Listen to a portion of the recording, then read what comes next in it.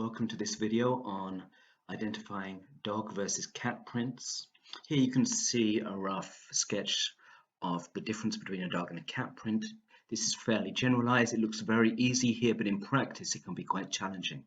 So the dog always has its claws out, while the cat normally retracts them. And this means that if it's got its claw prints, then it's usually a dog.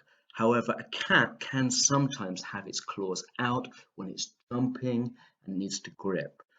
Likewise, a dog can also sometimes have its claws clipped, meaning that you don't see the claw marks.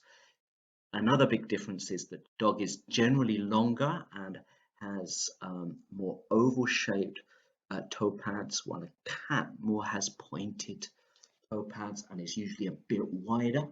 The dog has a more triangular shaped heel pad, while it's not actually, it's a central pad. The heel is actually up on the where our wrist is, but the cat has a three-pronged, three-lobed pad here at the back, and these are big clues. However, in practice, these can be very difficult to determine. So from this example, we can see it's a classic dog print. When we compare it to the image, it's almost identical. This next example that my children found is a little bit more tricky, but when we see the next print in the sequence, it's clearly a dog. This following example is very tricky as well, and it's quite difficult to tell exactly what it is. It seems to have features of various forms. This final example is quite clearly a cat. Now this is a cat print, okay? It's very, very clear. It's very, very wide. Now bearing in mind this is a house cat and it's very small, but you can see roughly the same pattern. You see how wide it is? Yeah. So now it's over to you.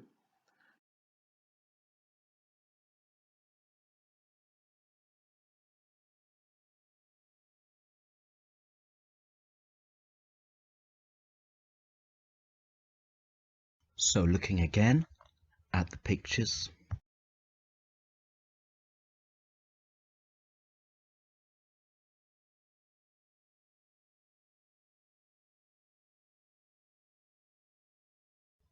we can see that this is a cat by the width of the paw mark, the three prongs at the back, which is only visible in one of the prints, and the absence of claws. Also, look at the shape of the toes. And another example here.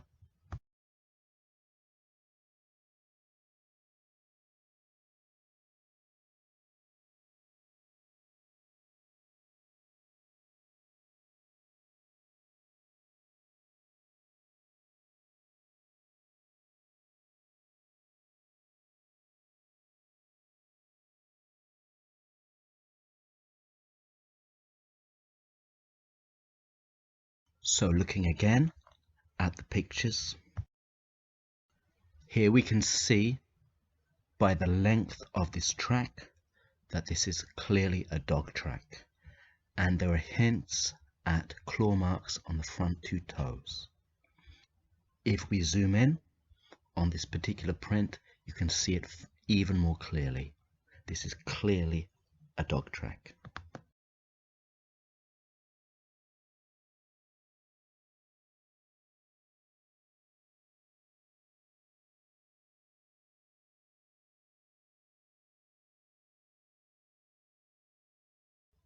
We can see that this is a cat by the width of the paw mark, the three prongs at the back, which is only visible in one of the prints, and the absence of claws. Also, look at the shape of the toes. Take a look at this picture. Is it a cat or a dog? Look for the clues. So look again at the differences between a cat and a dog print. And again, what do you think? So, in my opinion, the toe pads are like a cat. One toe is further forward than the other. There are no claws, but that doesn't necessarily mean that it's a cat.